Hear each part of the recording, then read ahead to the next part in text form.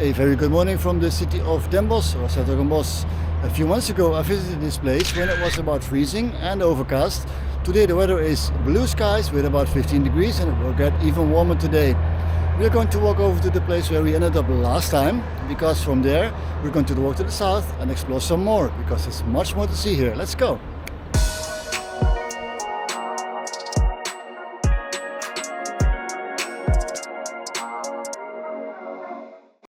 A few months ago I walked this area when it was still soggy, foggy and cold, and we came from what direction? The city of Den Bosch. Now we're going to continue our way towards the south by taking a very little pond. Last time it was out of service because of high water or regular maintenance, but the pond is right here. It's called the Dragon of the Swamp. Slowly turn the wheel. If it jams, use the other way to go back.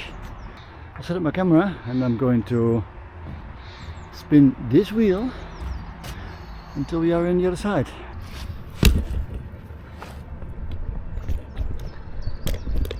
There we go. Now I'm going to spin it.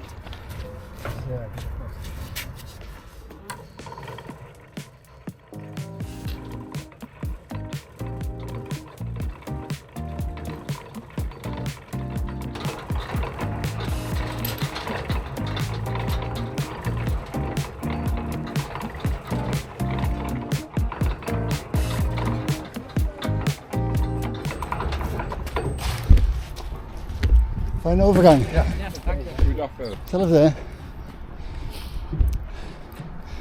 Friendly people, see? Oh yeah. That ferry doesn't have any gears. But made it across. Now I'm going to walk again. There it goes.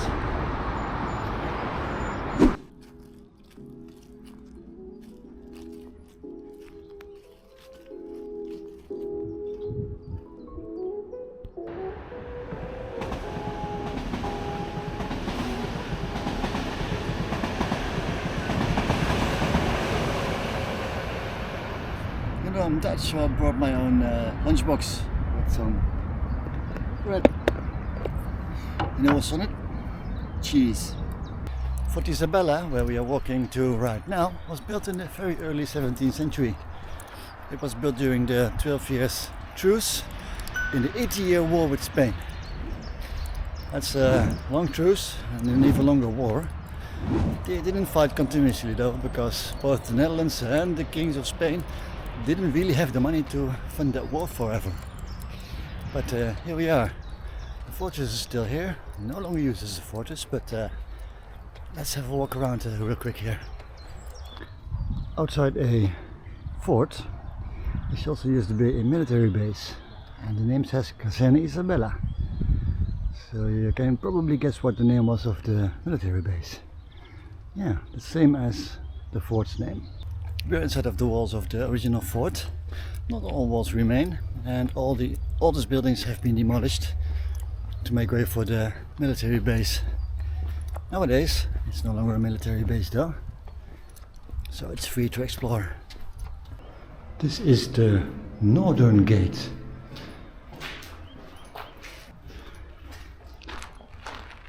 So the buildings you see here used to be military barracks. Nowadays there are houses, people living there, so yeah, I'm not going to put my camera around inside. Ter nagedachtenis aan de in mei 1940 gesneuvelde militaire wielrijders. That was when Germany came marching in. Because of its military history, this area is still really green. It was actively used for several hundreds of years.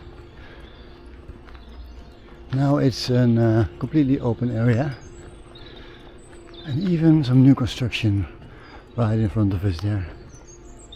I'm walking on a over 400-year-old defensive wall that was constructed around Fort Isabella is of course no longer in use, but you can still walk here. And right beside me is a moat which still has some water in it, but it's there have been some dry summers here, which means it probably will run dry later this year. We are making our way towards the south here again. We have, I think, officially entered the town of Vught, which is very next to Den Bosch. I'm going to walk past a monument and then I'll find my way to the execution place that's nearby. Because yes, Vught you might know from Kamp Vught, which used to be a German concentration camp. Kamp Vught used to be one of the biggest concentration camps of the Netherlands. People were brought here from all over the region to be transported to extermination camps. Let's call it what it is. The German occupation of the Netherlands ended in 1945. That's 80 years ago. But the world hasn't really learned that lesson, I suppose. There is currently still a European country, the biggest European country if you count only entire countries in Europe, that's been occupied for over 3 years now. And the world doesn't seem to understand that occupation leads to persecution, extermination, and whatever war crimes you can imagine. Beautiful Vught in the early spring. Vught is known for a number of things. Of course, it's a former concentration camp. Next door is a very secure prison where some of the terrorists are held. Right behind those trees, they started to turn green really slowly, is Kamp Vught, or Konzentrationslager Herzogenbusch, as the Germans called it. This little section of railroad here has been put here after it was actually dug up after the war. This was a train line that ran from the camp to the station of Vught to make transport of people easier. It would run straight through the forest here with a bend to the left and then to the right into Kamp Vught. There are still some remainders of the southern water defense of the Netherlands here and there and there. The second one was used as execution place by the Germans. This is the first of the 3 lunetten or waterworks. The shape isn't really clear from here, but they run in a circle with a little land bridge right over there. And I think it's closed off because it might be nesting season for the birds. Everything is a little bit hidden here in this forest nowadays, but this right here is the top of the lunette, and that's the water they dug around it. While all the original railroad tracks leading into the camp have been broken up, a few sections have been restored over the time, just to indicate what happened here in the past.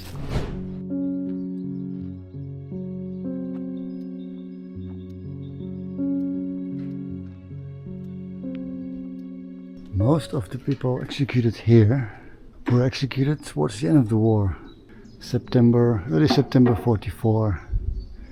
That's when the Germans knew they wouldn't make it on their own. They had to flee, and they decided to execute the prisoners that couldn't be transported right here and then. As we're entering a museum, I'll do some voiceovers for the biggest part of the remainder of this video. A key point to start with is that not much of Kamp Vught remains today. Almost the entire camp was torn down after the war, and only the crematorium remains in its original state. Currently, most of the area is in use as military barracks, a high-security prison, and a neighborhood for refugees from the former Netherlands Indies. Kamp Vught, also known in German as Konzentrationslager Herzogenbusch, was the only SS concentration camp outside of Nazi Germany itself. It was not the only concentration camp, nor was it the biggest though. The Netherlands saw the construction of 2 other concentration camps as well, in Amersfoort and Westerbork. The German occupation started construction of this camp in 1942 with the use of laborers from the region. Many of them opted to work here instead of living in fear of being sent off to Germany. Workers did not know what they were constructing here, as the occupiers didn't give out any information on that. Workers did not know what they were constructing here, as the occupiers didn't give out that information. Upon arrival, people were ordered to turn over everything they owned, even their underwear. Because the camp wasn't completely finished by the time the first Jews and political prisoners arrived, they were forced to work on its construction. Many of them perished because of abuse, malnutrition and illness. An important section of the camp was the so-called Philips Commando, a production area where Dutch company Philips was forced to use forced labor by the Germans. They produced radios and dynamo torches. The Philips Commando was a place where people preferred to work, as their meals were considered to be good. Violence, though, was daily business. Prisoners were humiliated and abused. Some managed to dodge the brunt of the abuse, while others died when dozens of people were locked into one prison cell as collective punishment. Kamp Vught was the central point for the distribution of people, arriving from large parts of Nazi Germany occupied areas as far away as Poland and Morocco, as well as from the Netherlands Indies, occupied by Japan. Some are released, others are sent to destruction camp Sobibor in Poland. Among them 1,300 children up to the age of 16 who were put on transport on 6 and 7 June 1943.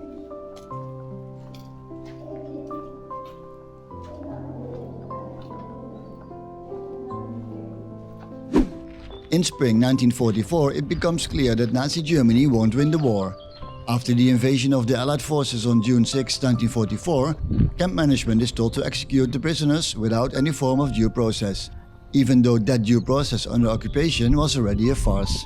300 men are executed at a nearby site we visited earlier over the course of 3 months.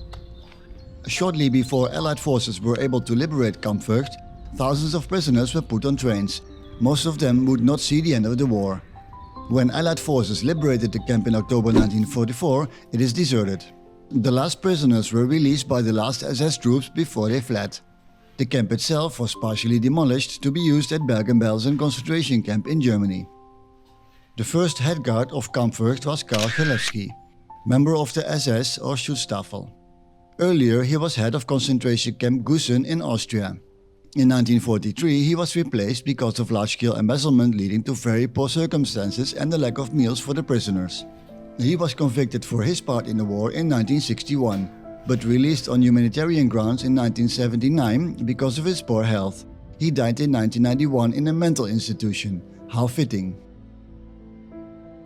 The second head guard, Adam Grunewald, was responsible for the strict regime and locking up of dozens of people into one cell. He was prosecuted and sentenced to 3.5 years in prison by an SS judge. He was pardoned after 1 month though, and was then sent to the Eastern Front where he died in January 1945. The last guard of Kamp Vught was Hans Hüttig. He became a member of the SS as an unpaid volunteer in 1932. He was responsible for the sudden closure of the camp in 1944. He was arrested and sentenced to death in 1954. He was never put to death and was freed in 1956. He died in 1980 as a free man.